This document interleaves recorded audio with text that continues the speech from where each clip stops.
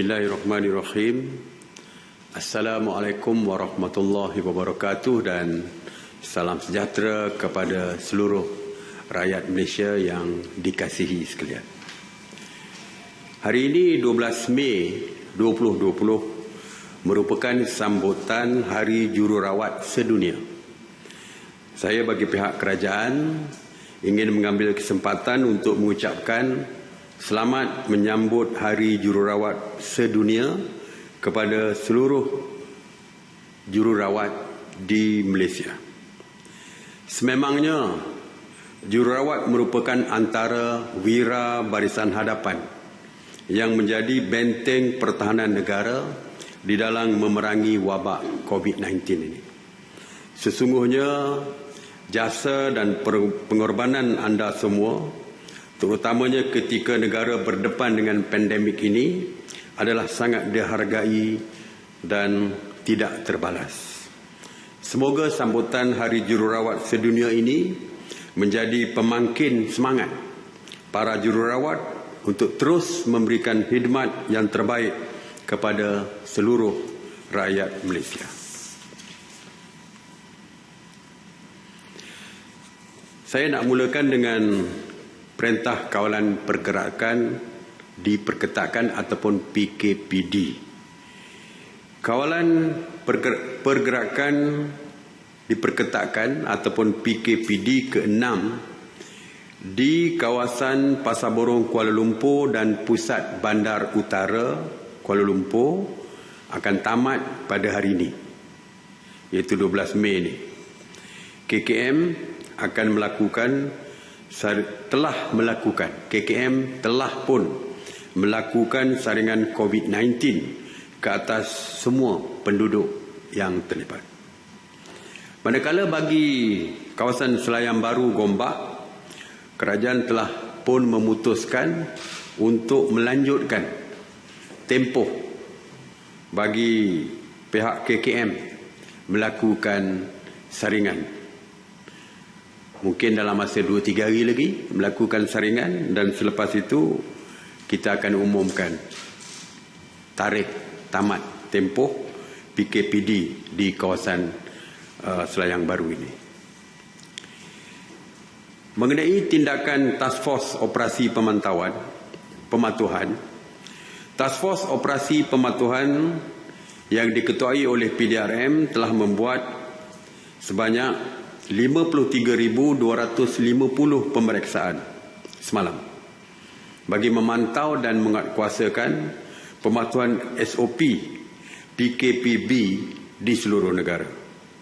Sebanyak 4,229 pasaraya, 3,795 restoran dan 1,473 kilang serta 2,833 bank telah pun diperiksa.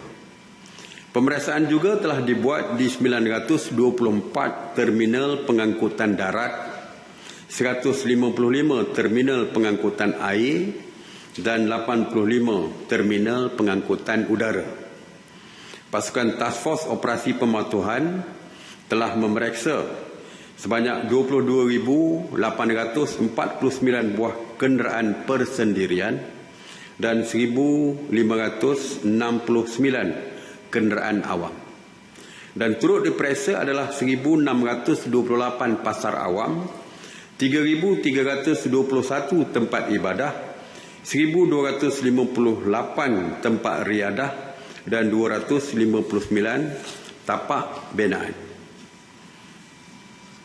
Sebanyak 3,178 pasukan pematuhan telah membuat pemantauan dan melibatkan seramai 17,150. Dari segi laporan yang dibuat oleh pihak PDRM, banyak kes yang melibatkan ketidakpatuhan sewaktu pemeriksaan dilakukan. Tetapi seperti yang saya sebutkan, bahawa setakat hari ini di fasa ini pihak PDRM hanya memberikan nasihat dan amaran. Oleh itu, di dalam mesyuarat pada pagi tadi, kita telah memutuskan bahawa fasa nasihat dan amaran berakhir. Oleh itu, pihak PDRM diberikan kuasa untuk mengambil tindakan undang-undang terhadap mereka yang gagal mematuhi peraturan dan SOP di bawah PKPB ini. Dan saya ingin ingatkan, di bawah Akta 342, di bawah peraturan, kesalahan melanggar SOP dan peraturan di bawah Akta 342 ini, hukumannya compound RM1,000, dan jika dibawa ke mahkamah, hukuman RM1,000 maksimum atau 6 bulan penjara atau kedua-duanya sekali. Jadi saya ingin memberikan ingatan kepada mereka yang masih gagal untuk mematuhi peraturan SOP dan sebagainya. Mereka akan berhadapan dengan tindakan undang-undang, sama ada diberi compound ataupun terus dihadapkan ke mahkamah.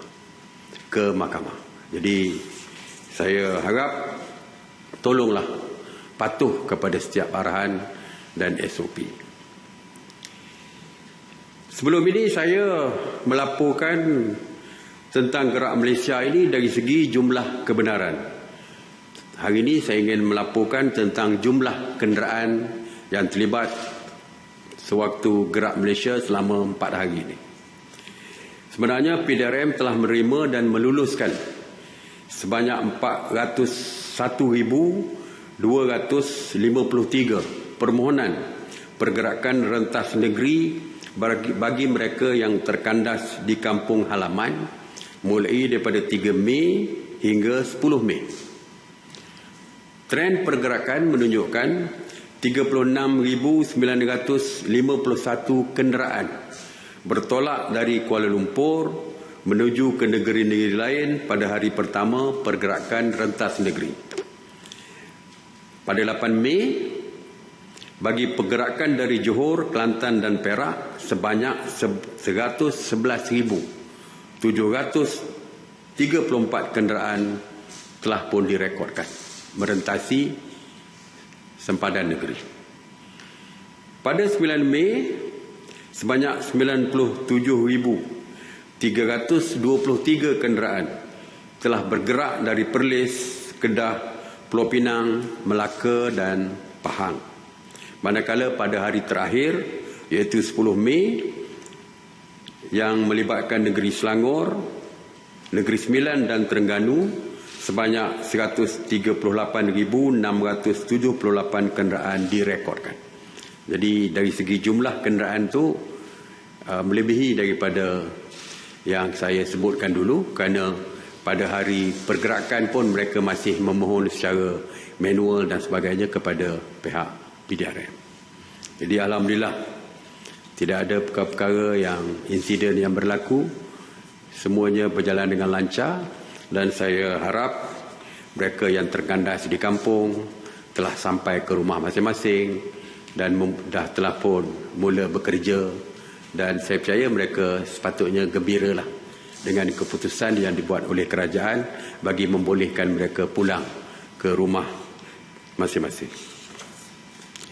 Mengenai Ops Sanitasi Awam, di bawah kawal selia KPKT, sejak 30 Mac 2020, telah melakukan 5,979 operasi sanitasi, termasuk di 82 zon kuning dan merah, dan sebanyak 9,633 premis kerajaan, premis perniagaan dan kawasan awam telah pun disanitasi. Sebanyak 3,179 bangunan kerajaan, 2,116 tempat awam, 2,452 pusat perniagaan, 1,548 kawasan perumahan termasuk PPR dan 338 pasaraya telah disanitasi. Semalam sahaja, sebanyak 97 operasi sanitasi yang meliputi 28 zon merah dan kuning di 12 buah negeri, termasuk 34 operasi di Johor, 15 operasi di Sabah dan 8 operasi di Sarawak. Mengenai pengurusan pusat kuarantin, sehingga jam 8 pagi 12 Mei, sebanyak 228 pusat kuarantin telah beroperasi, iaitu sama seperti hari sebelumnya, yang mana 14,012 individu sedang menjalani proses kuarantin wajib. Semalam, seramai 660 rakyat Malaysia pulang dari luar negara dan telah pun dikuarantin secara wajib.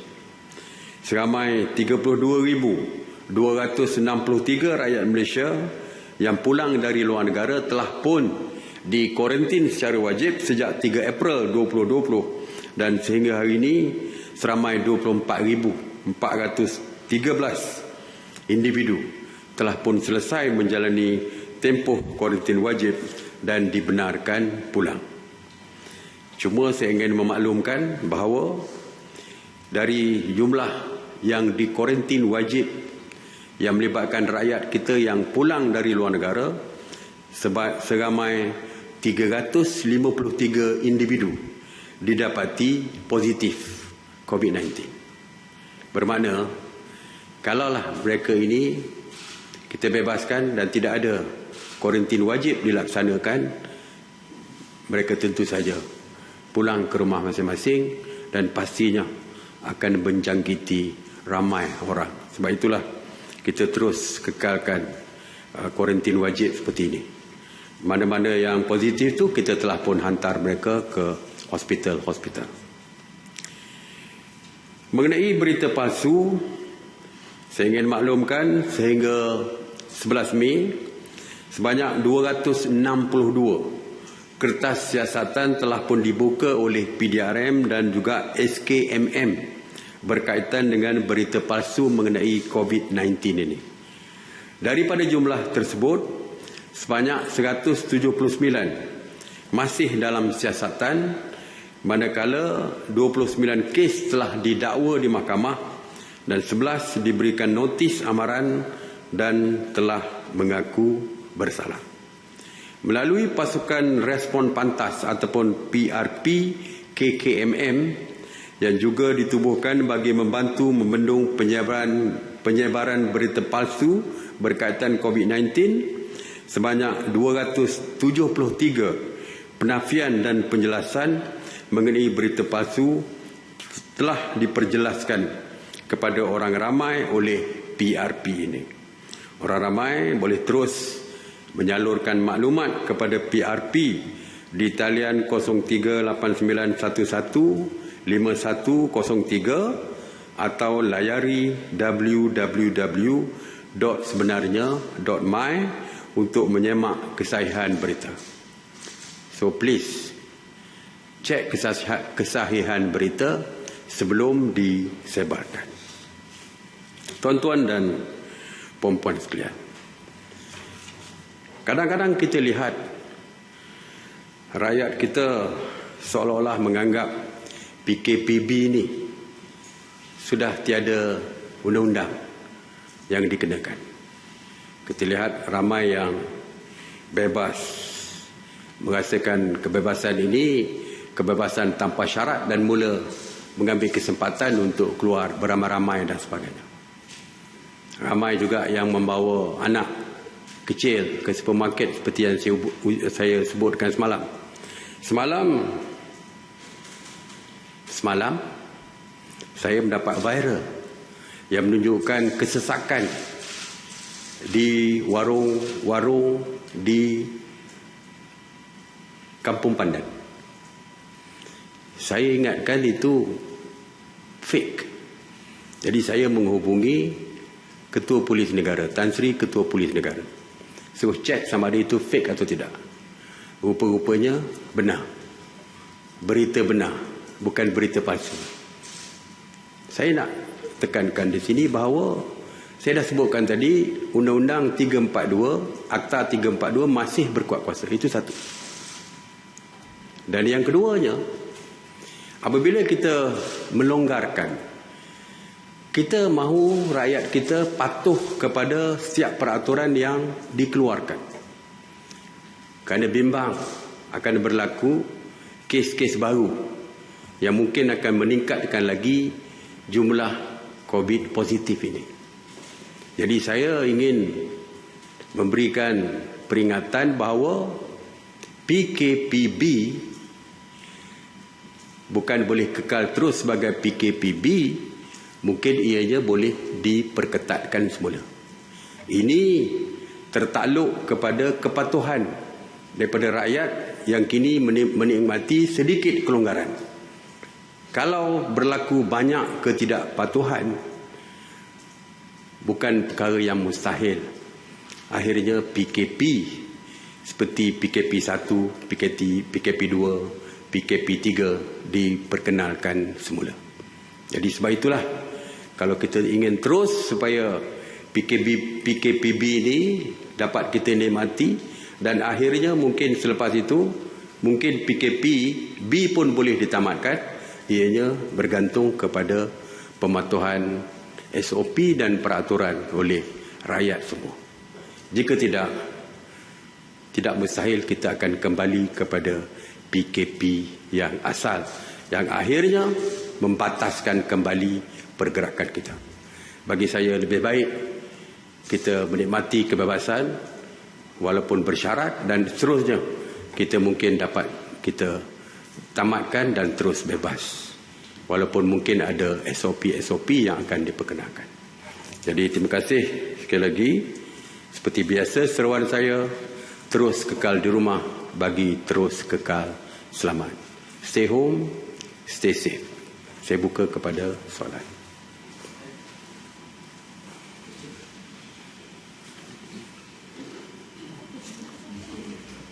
Tak ada soalan? Terima kasih banyak. Assalamualaikum Datuk Seri. Soalan saya, difahamkan semalam ATM, PDRM dan Immigration ada membuat operasi besar-besaran melibatkan warga asing di sekitar Pasar Borong KL. Dan adakah pihak berkuasa bercadang membuat operasi parti dalam tempoh PKPB ini? Dan sepanjang pelaksanaan menangani isu pendatang asing, ada pihak mempertikaikan tindakan kerajaan dalam menangani kelompok ini semasa wabak melanda. Dan perkara ini hingga sampai ke peringkat surat terbuka dihantar ke Perdana Menteri sendiri. So saya minta Dr. Seri jelaskan. Okey. Ops parti ini merupakan ops yang berterusan. Bukan saja sewaktu PKP. Sebelum PKP pun ada ops parti ini oleh pihak Jabatan Immigration dan sebagainya. Sekarang waktu PKP. Dulu PKP 1, PKP 2, PKP 3. Sekarang PKPB. Ops parti berterusan. Dan saya percaya selepas tamat PKP nanti pun ops parti juga akan berterusan. Jadi ops parti ini tidak ada kena-mengena pun dengan PKP biasa, PKP 1, 2, 3 ataupun PKPB ini. Jadi perkaranya perkara biasa. Dan undang-undang mengenai kemasukan warga asing tanpa dokumen ke dalam negara merupakan undang-undang yang digunakan oleh seluruh negara di dunia ini. Saya percaya tidak ada negara di dunia yang memberikan kebebasan kepada rakyat luar tanpa dokumen untuk masuk ke negara masing-masing. Isu di Malaysia ini dihadapi juga oleh isu negara-negara lain. Dan saya tak dengar pun. Mungkin ada, saya tak tahu. Tapi setahu saya, semua negara tidak membenarkan kemasukan pendatang-pendatang luar tanpa dokumen, dan biasanya yang masuk tanpa dokumen juga akan ditangkap dan diambil tindakan. Jadi kalau ada yang mengkritik daripada luar dan sebagainya, saya harap mereka juga perlu melihat undang-undang di negara mereka sendiri. Adakah mereka memberikan kebenaran atau membuka negara mereka kepada sesiapa saja mau masuk tanpa dokumen, ataupun mereka juga sama dengan kita. Kalau sama dengan kita, saya percaya tindakan kita adalah benar, tindakan kita adalah berpatutan, kerana Malaysia mempunyai undang-undang yang jelas mengenai parti ini. Jadi kita hanya melaksanakan undang-undang kita saja.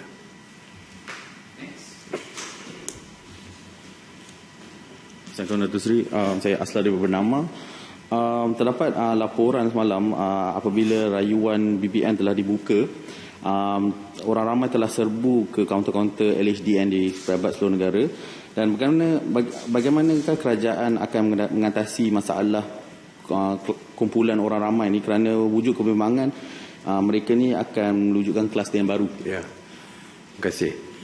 Saya difahamkan rayuan ini dibuka sehingga 31 hari bulan. Jadi banyak masa lagi. Tak perlulah rush untuk ke kaunter di LHDN untuk membuat rayuan.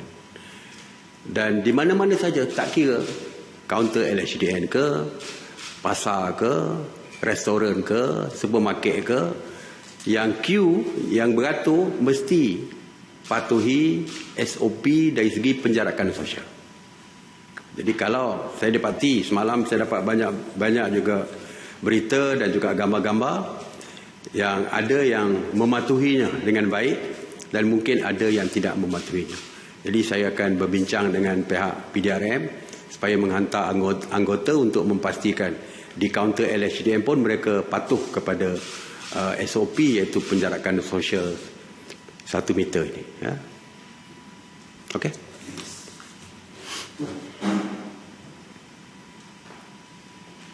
Assalamualaikum Datuk Seri, saya Ikhwan daripada RTM. Ada laporan media mengatakan ada VIP yang memanggil barber datang ke rumah untuk memutih rambut. Adakah itu mengikut SOP? Berita baru ni. Saya pun tak dapat berita perkara ni. Ya. Dari segi SOP, dari segi peraturan memang tidak dibolehkan. Walaupun itu berita yang tidak dapat disahkan mungkin. Jadi saya tak boleh nak memberi jawapan ya atau tidak, tetapi SOP-nya sama. Setakat hari ini barber ataupun gunting rambut masih lagi di dalam senarai terlarang, negative list. Jadi tak boleh lah, sama ada di rumah ke pejabat ke kedai gunting ke, sama saja, tak boleh. Terima kasih Datuk Seri. Soalan terakhir daripada kami. Keperluan pengunjung memberi atau mencatat nombor kad pengenalan di premis-premis sebagai syarat masuk. Komen Datuk Seri.